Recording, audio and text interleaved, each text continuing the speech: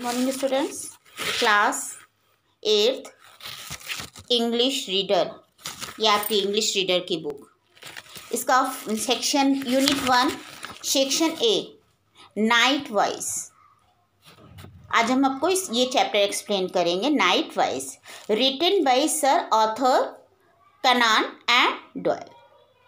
और इसमें जो है बेटा, इसमें जैसे होता है कि बच्चा है, रात का समय है, वो अपने पापा के साथ है और वो डरता है। तो बच्चे जब डर के मारे बच्चे को, क्योंकि हवा की सारी वॉइस होती है, तो जब बच्चा डर करके अपने पापा से एक्सप्लेन कर रहा है तो उसके पापा उसे समझा रहे हैं कि ये चीज़ें नहीं है, और उन्हें इस पर हंसी भी आ रही है और उसकी छोटी सी एक्सप्रेशन को देख करके बहुत खुश भी हो रहे हैं। फादर बच्चा कह रहा है, father who is that A whispering. What the means of whispering?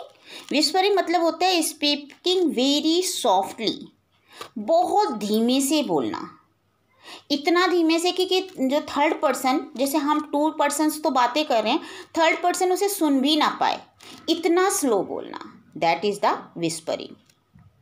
Who is it who whispers in the wood? Wood means होता है जंगल। वो कौन है? Who is it who whispers in the wood? कौन है जो जंगल में धीरे धीरे बोल रहा है? बच्चा कहता है, father who is that are whispering? पिताजी कौन है जो विस्परिंग कर रहा है, यानी कि वेरी सॉफ्ट, बहुत ही धीमे धीमे बोल रहा है। Who is it? वो कौन है? Who whispers in the wood? जो उस जंगल में बोल रहा है। You say it is the breeze. Breeze मतलब वेरी सॉफ्ट विंड, धीमे धीमे चलने वाली, जैसे स्वीट विंड्स मतलब जैसे धीमे धीमे चलने वाली हवा, वो आप कहते हो कि ये सॉफ्ट विंड्स हैं, मतलब मधुर हवाएं हैं।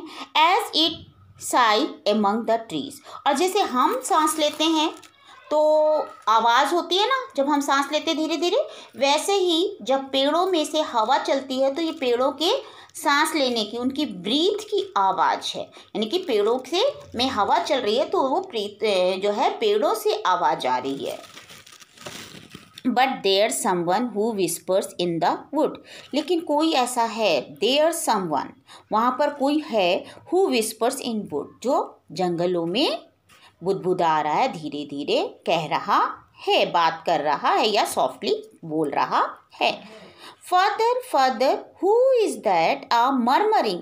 मरमरिंग मतलब होता है स्लो साउंड, जैसे कंटिन्यूअसली बुद बुद बुद बुद बड़ बड़ बड़ बड़ बड़ करना, कंटिन्यूअसली बोलना, धीमे धीमे कंटिन्यूअसली बोलना, that is called a murmuring.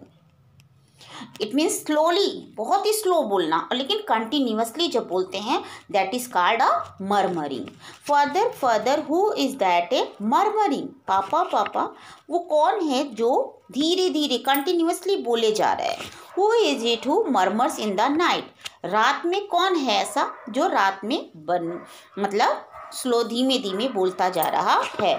You से it is a roar. Roar means होता है गर्जना, तेज दहाड़। आप कहते हो कि ये जो है of the wave upon the shore. शोर मतलब होता है समुद्र से, समुद्र के किनारे, समुद्र से किनारे वाली जो समुद्र की जो लहरें होती हैं ना, समुद्र की जो लहरें होती हैं, तो ये उनकी गर्जना है, यानी कि समुद्र की लहरें चलती हैं तो आवाज़ आती है रात के समय पे, तो ये समुद्र के लहरों की गर्जना है। But there someone who is murmurs in the night, लेकिन वहाँ कोई तो है जो रात में बुड़बड़ा रहा है, धीरे धीरे बोल रहा है। इट मीन्स यू से it is a roar. Roar मतलब गर्जना, तेज कहा, क्राई, आवाज़, तेज का आवाज़, of the waves upon the shore. आप कह रहे हो ये समुद्र से में जो लहरें उठ रही हैं ये उसकी गर्जना है। बट देयर समवन, लेकिन वहाँ कोई ना कोई तो है, हु मर्मर्स इन नाइट, जो रात में बड़बड़ा रहा है। Father who is that laughs at us. Father who is that. पिताजी वो कौन है, लाफ्स एट अस, जो हम पर हंस रहा है। अब फर्स्ट स्टेंजा में आपने देखा विस्परिंग थी, यानी कि हवा की आवाज़ रही होगी, जो भी विस्परिंग। दूसरे में मर्मरिंग। अब तीसरे में है, वो कह रहा है धीरे धीरे कोई हंस रहा है मुझ पर।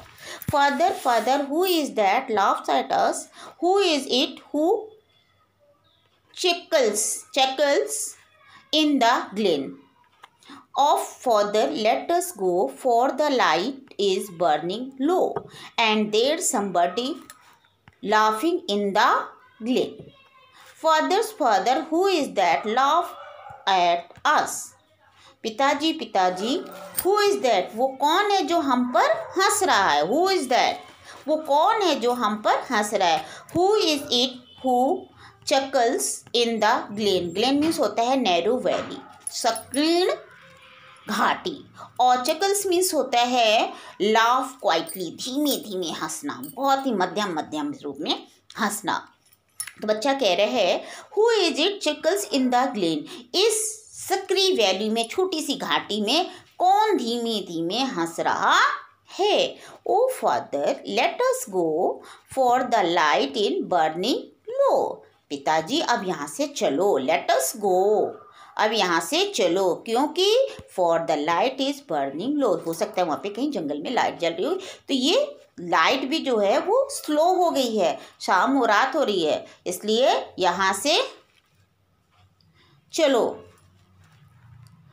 And there somebody laughing in the glen, और यहाँ पर कोई ऐसा है जो हम पर हंस रहा है। इस घाटी में कोई है जो somebody laughing in the glen, इस घाटी में हंस रहा है। बच्चा कहता है father who is that laugh at us? बच्चा कहता है कि वो कौन है जो हम पर हंस रहा है? Who is it who chuckles in the Glenn? वो कौन है जो इस घाटी में, नैरो घाटी में, छोटी सी घाटी में धीमे धीमे हंस रहा है? Oh father let us go, for the light is burning now. पिताजी अब यहाँ से चलो, क्योंकि रोशनी कम हो रही है। And there somebody laughing in the glen, और यहाँ पर कोई है जो इस संकीर्ण घाटी में हंस रहा है, धीमे धीमे हंस रहा है। अब देखा ये तीन स्टेंजा में बच्चा कितना डरा हुआ है।